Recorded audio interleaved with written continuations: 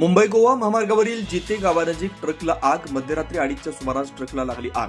घटनेची माहिती मिळताच अपघातग्रस्तांचे मदतगार कल्पेश ठाकूर व नगरसेवक निवृत्ती पाटील रुग्णवाहिकेसह घटनास्थळी दाखल. वेळीच आग विझवल्यानं मोठा अनर्थ टळला. दादर सागरी पोलीस व पेन नगरपालिका अग्निशमन दल घटनास्थळी दाखल. नागोठणे इथून कळंबोली इथं लोखंडी पाईप घेऊन जात होता. ट्रकला आग लागल्यानंतर तात्काळ मदत मिळाल्यानं गाडी भस्मसात होण्यापासून वाचली. देवदूत Kalpesh Thakur, police, fire brigade व प्रवासी युवकांनी आग विझवण्यासाठी वेळीच मदत केली. चुनीलाल शर्मा, ट्रक चालक.